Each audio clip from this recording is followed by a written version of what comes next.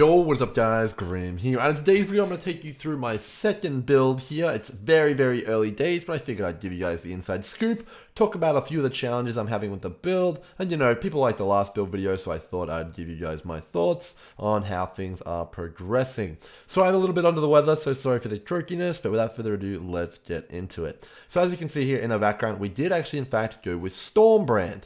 And brands are traditionally very squishy, and this build is going to be no exception. So my kind of thinking was that, you know, if you have enough damage and you lean into Headhunter enough and really go for the maximum damage, you spec into Blast Freeze with cold damage, and you use the brand mechanic, which inherently is fairly defensive because they seek out your enemies and they kind of heat seek and, you know, almost protect you to some extent, that would be enough to be able to reliably do T16 ultimatums.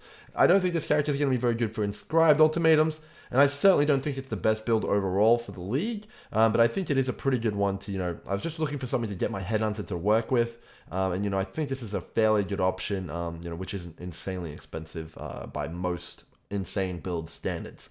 So you can see here, we're standing in stone sigils, I'm putting down my brands, and they are sort of protecting me to some extent. You can see there that I put them down, and you know, they kind of really do go to work. They freeze that monster there, they're freezing a lot of monsters, and that is really what I was looking for, and I think that it is kind of achieving that.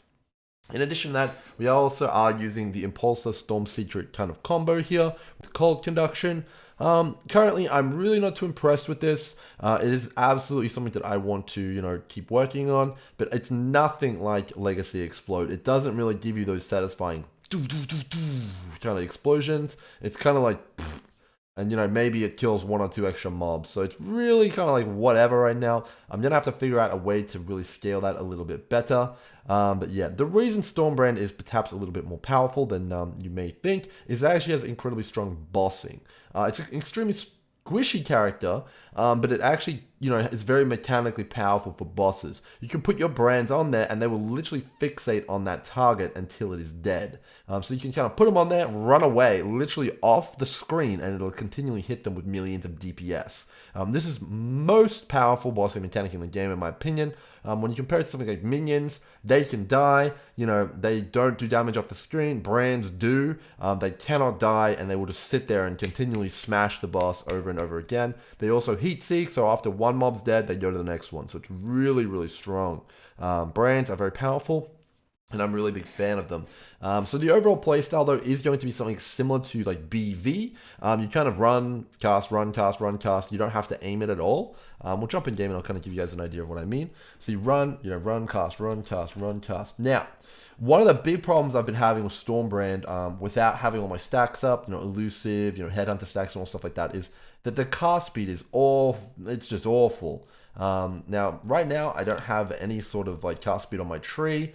All I have is some brand clusters. I'm missing, you know, levels. I'm missing Uberlab. I'm missing every passive in the story pretty much.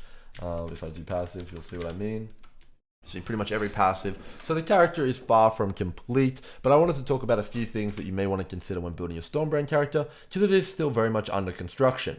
So one thing that I think is going to be the big issue is it's not damage, but it is that cast speed. So you need to have enough cast speed to really get, you know, the brands down quickly and for it to feel good. You know, it needs to feel good, and you know, that's what we're looking for here. This can be achieved in a variety of ways. You know, you can get, you know, lots of elusive effect. You can get obviously your ascendancy gives you cast speed and stuff like that after you hit. You know, head on the stacks are good. You can get, you know, onslaught from your flask. These will all help. But the thing which I was really missing, and I've realized it now, is actually Badge of the Brotherhood. Badge of the Brotherhood gives you an immense amount of cast speed. It gives you elusive effect, which amplifies elusive, which already gave you cast speed. And then it also gives you, you know, 10 frenzy charges to some extent, you know, in some cases. Which is, you know, that is so much damn cast speed. It's also more damage, which can scale Impulsor, which is something that I've been having an issue with. You know, Impulsor really isn't enough juice for me. So, you know, getting a badge into this build will be very beneficial. Now, the reason that I don't have a badge on here right now is, A, I was kind of just cobbling this together, and B, the way that you acquire frenzy charges in the past on Blade Vortex and brand builds and stuff like that is by putting frenzy charge on hit on your explosion chest. Now, if you're using an Impulsor's Broken Heart, this is not an option. So how are you going to get those frenzy charges? Well, you either need to use a Green Dream on your tree, which only gives it on kill, which is not ideal, or you need to use an Elegant Hubris, which is going to be a timeless jewel that you put down here. And one of the notables is in fact Frenzy Charge on hit. I believe I'm going to go with the Elegant Hubris path because you really, really do need that badge of the Brotherhood. Otherwise, you're not going to have enough cast speed and you're going to be missing a ton of damage and quality of life on your brand build. And of course, you need to multiply Impulsor in as many ways as possible. The current plan was to actually go with the Templar Timeless Jewel, but that in fact only gives you more spell damage per power charge. It replaces Frenzies with essentially a new mod, which gives you spell damage per power charge, which is not generic, and it's not going to multiply your Impulsor, which is a big deal. You need Impulsor to be as powerful as possible. So what am I kind of looking at here for improving my build, and do I recommend it? So what I'm looking at here is more cast speed. Obviously, I need to get res capped. That's a big problem there. I need more life to kind of survive 1 or 2 hits, just in case I do get hit. We need to get a badge in there. We need some form of AoE. Currently, my Impulsor has no AoE scaling. I'm probably going to pick this up on my Void Batteries in terms of Harvest Crafts, and I may also anoint some AoE or maybe even swap a cluster out in and out. And I also want to figure out how I can drop Storm's Gift. Not too sure I'm going to do that yet. Maybe there's something I can do with Cold Conduction. I do have Cold Conduction right now, but it's not feeling that insane. I don't know if you need the gloves or not.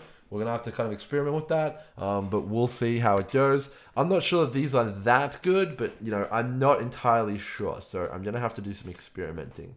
But right now, it's all pretty much up in the air. In terms of whether I'd recommend it, I think if you're looking for a blaster, a traditional blaster that uses Impulsor, Stormbrand is probably the best candidate. There aren't too many other builds that really do get a lot of juice out of Impulsor, outside of, maybe like Castle and Crit or something like that. But yeah, I think that Impulsor is a pretty good choice for Stormbrand. It remains to be seen whether I can make it feel really, really good, because it's not feeling really, really good right now. But yeah, we'll do this little thing here, Occasional Impotence. That's actually a pretty bad pick that I'd picked there, used to playing Totems. But yeah, I think in the future, our new dominant meta overlords are actually, in fact, going to be Ignite Prolif builds. But right now, I didn't have too much confidence in building one of them, so I kind of went with this build, something that I know, an Assassin, which uses badge and stuff like that. So I think that we should be able to make this work. We should be able to do our Ultimatum Science. I think it's going to be fairly sufficient. It does use Headhunter quite well, so I don't think there's going to be any issues doing hundreds of ultimatums at T16 and not dying. That's the plan. I think it's going to be very good for Wave 10 because it's very good at bossing as well. The brands will just attach and just slay the new Wave 10 boss, which is super duper good. It's not too bad using Blast Freeze. It gives you quite a bit of defense. As you can see here, it's not too bad. Obviously, it's a T1 map, but you got to remember I'm not res capped and I only have 2k life. We're also missing Uber Lab, so yeah. I think it's going to work out pretty well. It's going to be a little bit of, tinkering. It's going to be like a fine soup. It needs a little bit more salt, needs a little bit more stock, stuff like that. But I think we will be able to eventually get it there, and it should be a pretty strong build. So if you're thinking about playing an Assassin or you want to go back to something like similar to BV, this could definitely be an option. But if you're not interested in something like this, maybe wait until more people start coming out with Ignite Prolif builds, because I really do believe that those will be the future of kind of builds in general. Ignite Prolif is one of the most broken mechanics I've seen, and it does kind of rival Legacy Explode in terms of its clear and its really big, its massive damage and proliferation. When you compare it to something like Impulsor, it's not even close. Ignite Prolif wins the day every single time, and I really do believe, that that's what I'm going to be going with for my third build. So there you go. There you have it. That's my little update there on Stormbrand. It will be the build I'll be playing for the next few days at least, until we can figure something out with Ignite. Is it good? It's pretty good. I think it's going to be a fairly good choice. And until next time, hope you guys enjoy. Come tune into the stream if you want. It's pretty awesome. And until then, cheers.